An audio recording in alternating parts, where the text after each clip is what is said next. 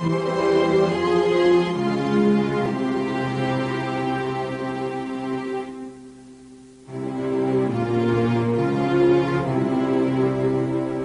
austríaca de 28 anos, Lise Meitner, era tremendamente tímida. Apesar de sua ansiedade, a jovem doutora em física chegou em Berlim determinada a seguir carreira no campo novo e empolgante da radioatividade. Infelizmente, em 1907, as universidades alemãs não empregavam mulheres recém-formadas.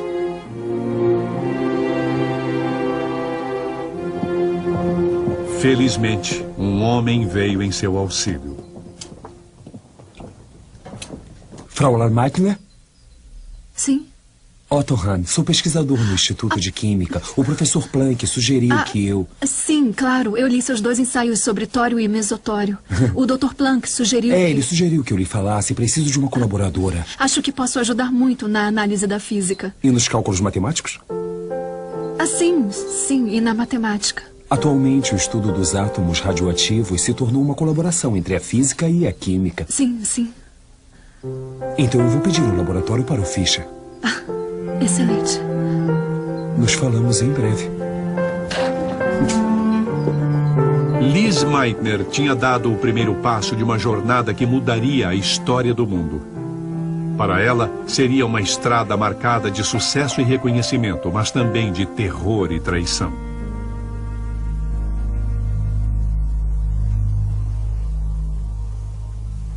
Nessa época, não se conhecia muito sobre o átomo. De início, as pessoas achavam que era como um sistema celular em miniatura, que tinha um núcleo sólido no centro e os elétrons giravam em volta dele como planetas em volta do Sol. Algum tempo depois, alguns pesquisadores propuseram que o núcleo em si não era sólido, mas composto de partículas isoladas de prótons e nêutrons. Mas no que chamamos de metais radioativos, como o rádio e o urânio, o núcleo parecia ser instável, vazando energia e partículas. Talvez esse tenha sido um exemplo de E igual a mc ao quadrado. A massa de um núcleo se transformando em energia.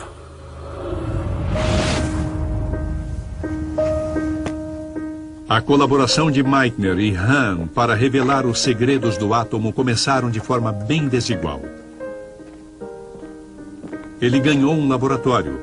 Ela foi forçada a pegar no pesado. Vejo que não incendiou seu cabelo. O patrão acha que as mulheres acabarão incendiando os cabelos se ele permitir que elas trabalhem no Instituto de Química. Então a barba dele deve ser a prova de fogo. Bom dia, Herr Hahn. Bom dia. Viu? Sou invisível nesse lugar. Pelo menos os físicos me reconhecem por minha capacidade. Ah, é? Mas me diga, onde os químicos estariam sem a mão firme da física?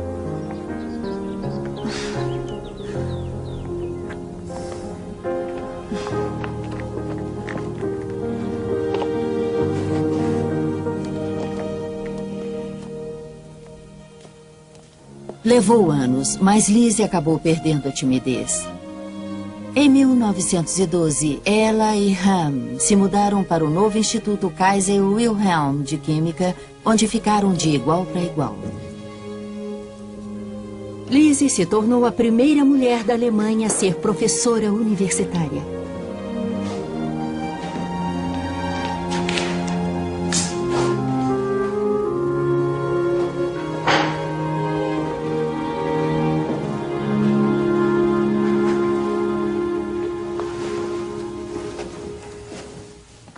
Lise. Tem uma novidade. Se lembra da aluna de arte de quem lhe falei? Sim, a Edith. Bom, eu a pedi em casamento e ela aceitou.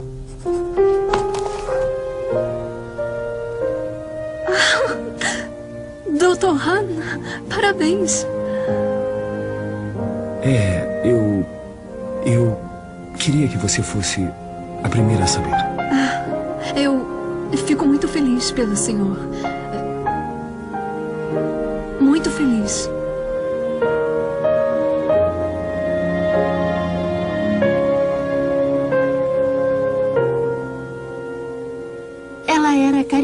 por natureza. Tinha muitos amigos e talvez quisesse um relacionamento mais íntimo com Otto. Mas realmente, ao que parece, a física era o primeiro amor de Lise, talvez até sua paixão. As décadas de 1920 e 30 foram a era dourada da pesquisa nuclear. O maior núcleo conhecido na época era o do átomo do urânio, que continha 238 prótons e nêutrons. Meitner e Hahn lideravam a corrida para ver se poderiam ser criados núcleos ainda maiores, acrescentando-se mais nêutrons. Então, o átomo. Muito familiar. O núcleo está no centro. Os elétrons orbitam à volta. O núcleo é nosso objetivo. O núcleo composto de prótons e nêutrons. Bem, o maior núcleo que conhecemos é o núcleo do átomo de urânio. Seu núcleo é uma estrutura abarrotada de 238 prótons e nêutrons. O nosso trabalho aqui é tentar disparar nêutrons nessa enorme estrutura. E se conseguirmos fazer um nêutron ficar aqui, será um grande avanço.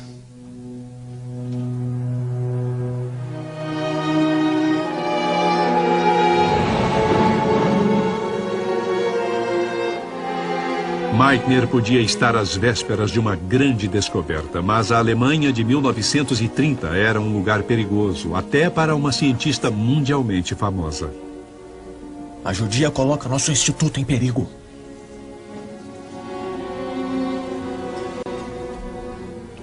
Quando os nazistas tomaram o poder, uma das primeiras coisas que fizeram foi tirar os judeus acadêmicos das universidades. Einstein era muito famoso e, por esse motivo, foi um dos primeiros a sair. Ele foi expulso da Alemanha em 1933. Lise não foi afastada na época. Ela conseguiu ficar porque era austríaca, mas em março de 1938, a Áustria foi anexada à Alemanha e, nesse momento, a situação de Lise ficou insustentável.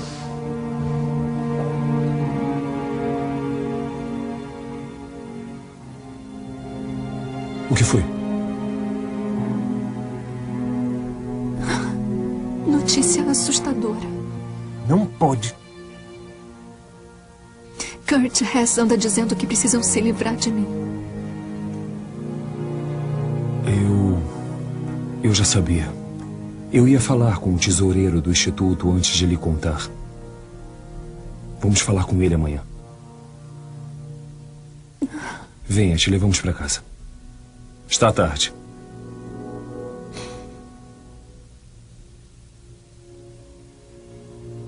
Nós cuidamos de tudo. A pressão sofrida por Meitner era insuportável. Hahn, que era conhecido por sua posição antinazista, fez o melhor para protegê-la, pelo menos de início. Precisamos conversar sobre isso. Agora não, estou ocupado. Temos que protegê-la. Como? O que podemos fazer? A situação está como está. Quem sabe o que pode acontecer depois? Ela não pode ficar. Não é possível. Mas ela não tem visto nem passaporte válido. E logo pode ser proibida de sair da Alemanha. Não podemos abrigar uma judia. Se ela ficar, o regime fecha nossas portas.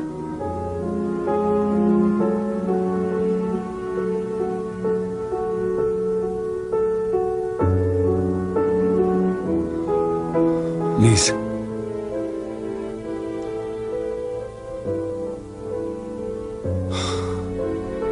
Roline exigiu que você saia. Você não pode expulsá-la. Roline disse que você não deve mais voltar ao instituto. Tenho que fazer a irradiação do tório amanhã. Eu preciso entrar. Mas você desistiu.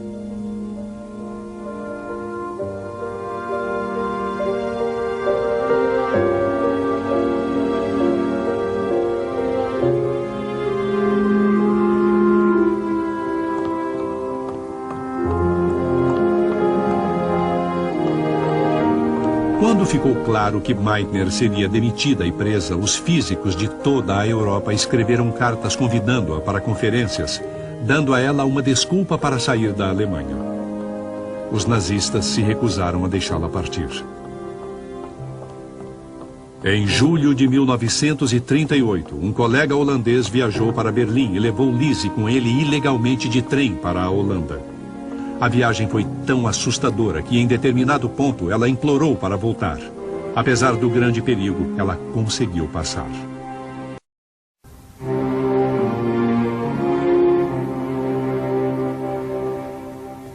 Ela tinha perdido tudo. Sua casa, sua posição, seus livros, seu salário, pensão e até seu idioma. Ela foi afastada do seu trabalho exatamente quando estava liderando e prestes a fazer uma grande descoberta científica. Apesar de todas as privações que sofreu, Lise ainda pensava na física. Surpreendentemente, ela e Han conseguiram colaborar através de cartas. Espero, meu caro Otto, depois de 30 anos de trabalho juntos e de amizade no Instituto, que pelo menos reste uma possibilidade de você me dizer tudo o que puder sobre o que está acontecendo aí.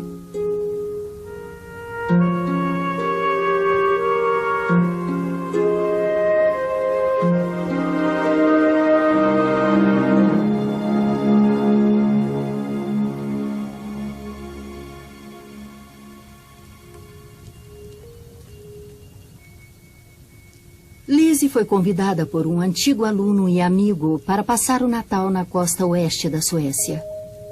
Seu sobrinho Otto Robert Frisch, que também era físico, foi ao seu encontro lá. Tia. Tia. Tia. Ô tia, como vai, querida? Feliz Natal, tia. Quero a sua ajuda. Venha, vamos sair. Mas eu esperava que você me ajudasse.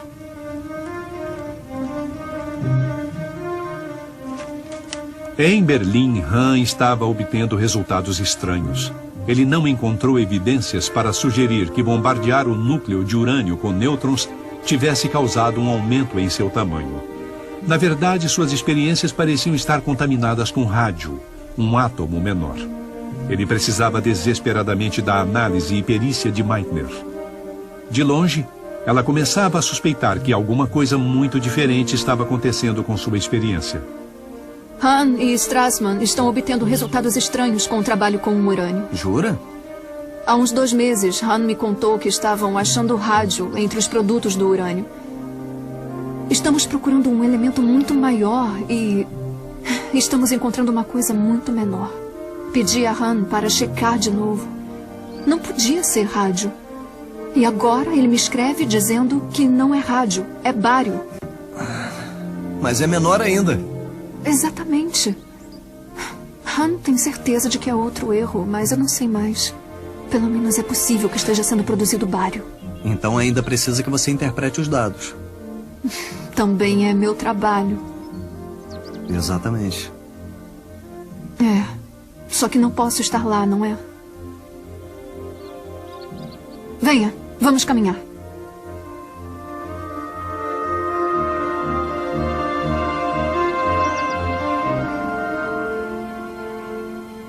Com certeza ele cometeu um erro, né? Ele não fez o que você disse.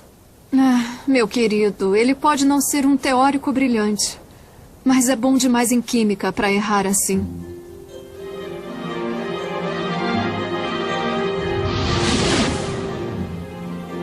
Se você imaginar uma gota d'água, uma grande gota, é instável, está pronta para se romper.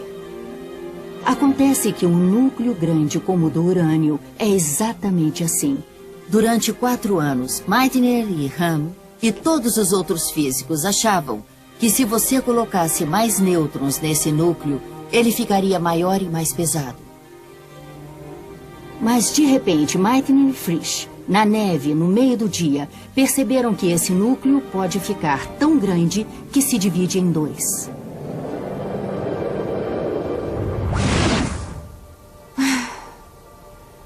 Se o núcleo é tão grande que tem dificuldade de ficar inteiro, então um movimento minúsculo de um nêutron... Mas se um núcleo se dividisse, as duas metades voariam com uma quantidade enorme de energia. De onde essa energia viria? Quanta energia? Descobrimos que a repulsão mútua entre dois núcleos gera cerca de 200 milhões de volts de elétrons. Mas alguma coisa tem que fornecer essa energia. Espere, deixe-me fazer uns cálculos aqui.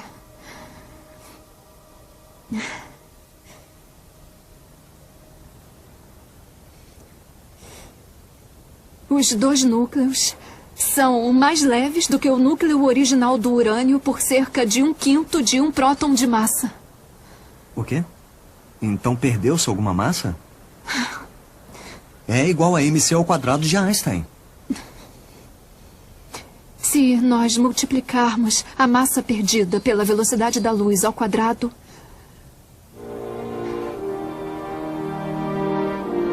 obtemos 200 milhões de volts de elétrons. Ele dividiu o átomo. Não. Você dividiu o átomo.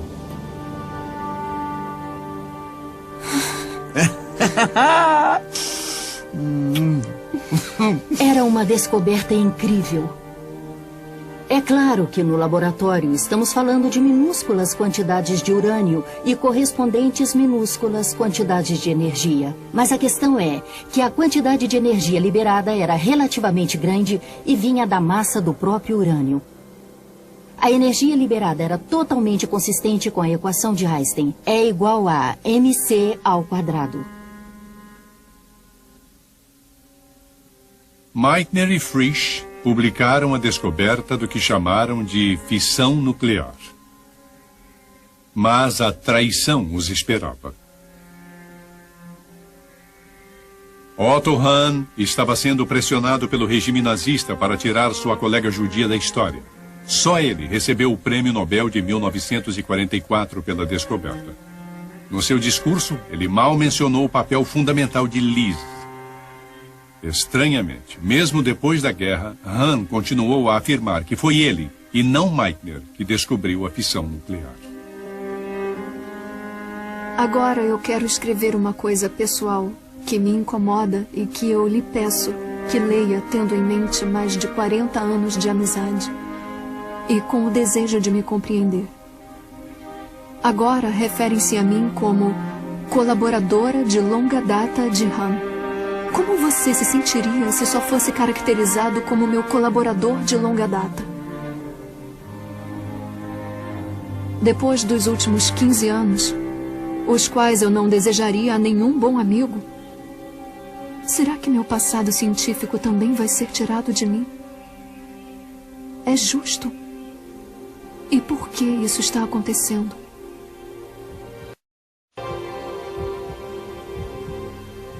Lise Meitner trabalhou nisso por 30 anos. Ela só tinha dividido alguns átomos, mas era o suficiente. Depois que dividiu um, o gênio saiu da lâmpada. Depois do que Meitner iniciou, os físicos de todo o mundo começaram a perceber que podiam ir bem mais longe.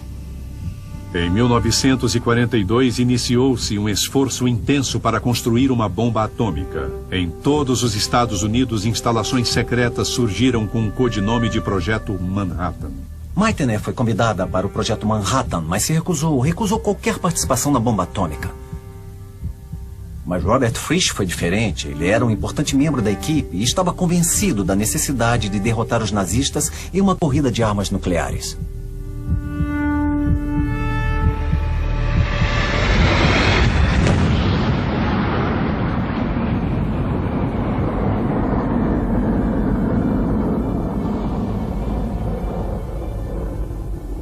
A bomba nuclear nunca foi usada na Alemanha, mas bombas atômicas caíram em Hiroshima e Nagasaki, demonstrando o terrível poder destrutivo de E igual a mc ao quadrado.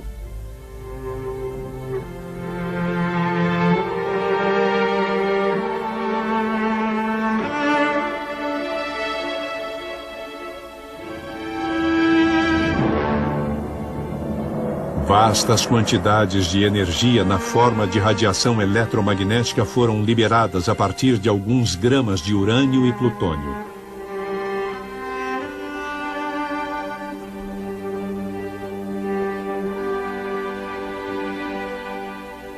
Enquanto a pura investigação dos cientistas mais bem capacitados do mundo ironicamente trouxe uma arma de destruição em massa para a humanidade, a vida da equação tinha uma história paralela de criação e beleza.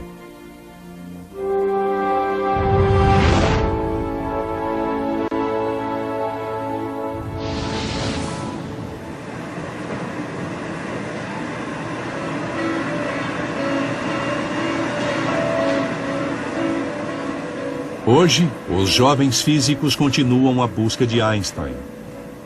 Desde seu aparecimento, E igual a mc ao quadrado foi usada para sondar as profundezas do tempo, para responder a maior pergunta de todas: de onde viemos?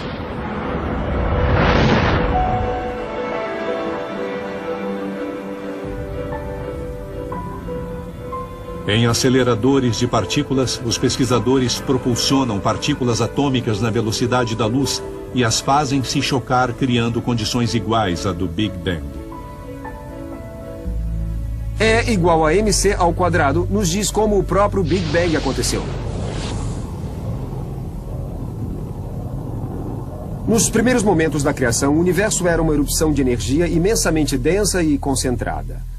Ao se dividir e expandir, quantidades enormes de energia, ou E, foram convertidas em massa, ou M. Pura energia tornou-se matéria, transformou-se em partículas e átomos e acabou formando as primeiras estrelas.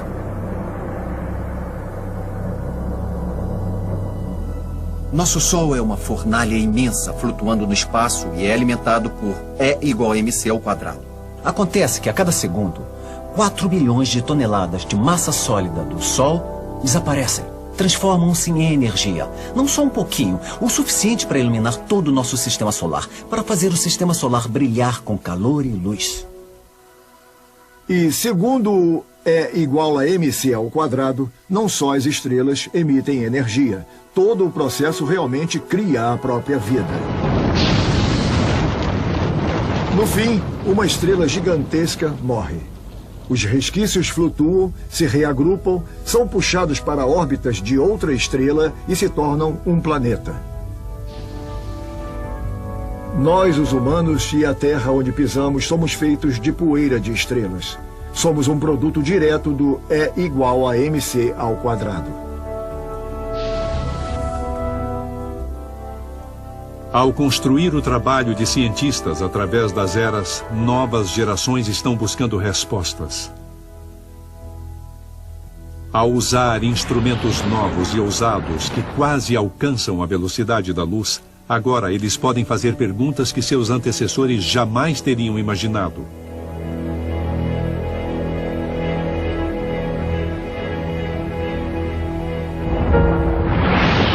Como o próprio Einstein sabia, a jornada de descobrimento às vezes é dolorosa, às vezes alegre. É tão antiga quanto a própria curiosidade humana e nunca, jamais se acaba.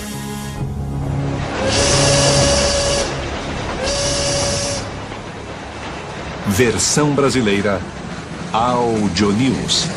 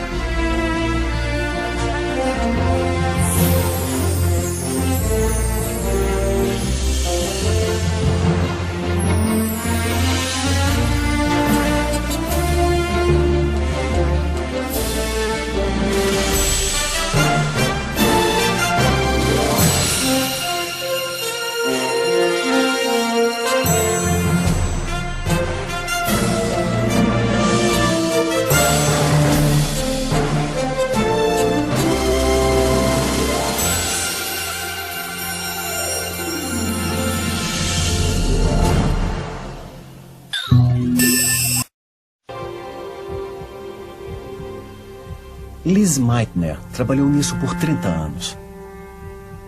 Ela só tinha dividido alguns átomos, mas era o suficiente. Depois que dividiu um, o gênio saiu da lâmpada. Depois do que Meitner iniciou, os físicos de todo o mundo começaram a perceber que podiam ir bem mais longe. Em 1942, iniciou-se um esforço intenso para construir uma bomba atômica. Em todos os Estados Unidos, instalações secretas surgiram com o codinome de Projeto Manhattan. Meitner foi convidada para o Projeto Manhattan, mas se recusou qualquer participação na bomba atômica. Mas Robert Frisch foi diferente. Ele era um importante membro da equipe e estava convencido da necessidade de derrotar os nazistas em uma corrida de armas nucleares.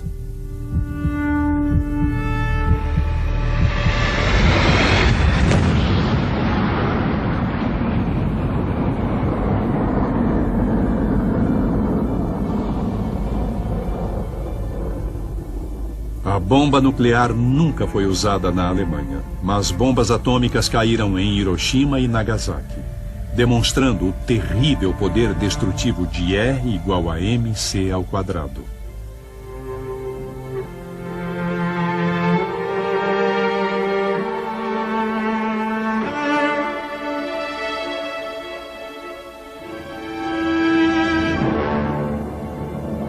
Vastas quantidades de energia na forma de radiação eletromagnética foram liberadas a partir de alguns gramas de urânio e plutônio.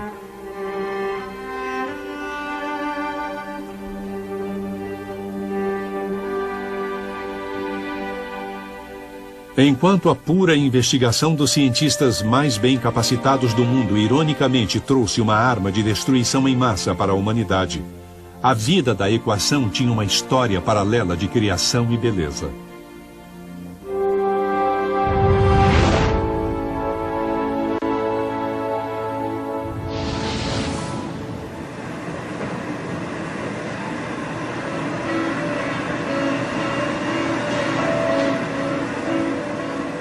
Hoje, os jovens físicos continuam a busca de Einstein. Desde seu aparecimento, E igual a mc ao quadrado foi usada para sondar as profundezas do tempo, para responder a maior pergunta de todas: de onde viemos?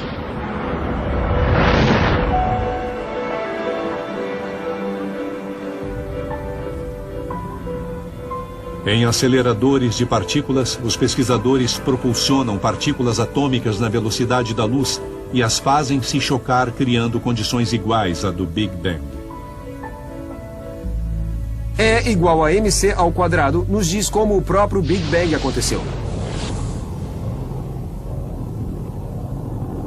Nos primeiros momentos da criação, o universo era uma erupção de energia imensamente densa e concentrada. Ao se dividir e expandir, quantidades enormes de energia, ou E, foram convertidas em massa, ou M. Pura energia tornou-se matéria, transformou-se em partículas e átomos e acabou formando as primeiras estrelas.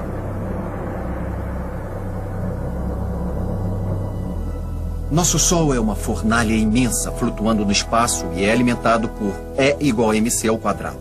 Acontece que a cada segundo, 4 bilhões de toneladas de massa sólida do Sol desaparecem, transformam-se em energia. Não só um pouquinho, o suficiente para iluminar todo o nosso sistema solar, para fazer o sistema solar brilhar com calor e luz.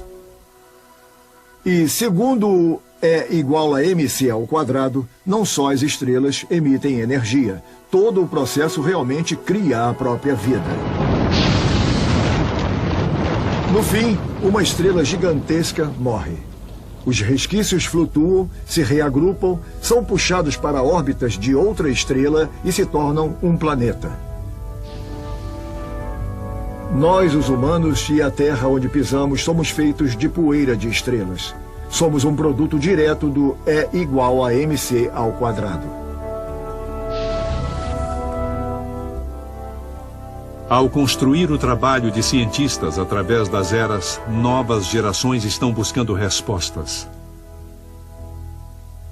Ao usar instrumentos novos e ousados que quase alcançam a velocidade da luz, agora eles podem fazer perguntas que seus antecessores jamais teriam imaginado.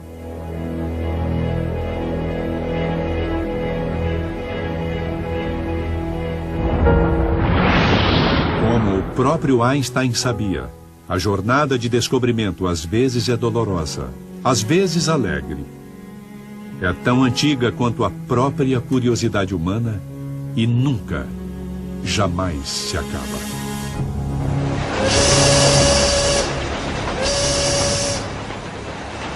Versão brasileira, Audio News.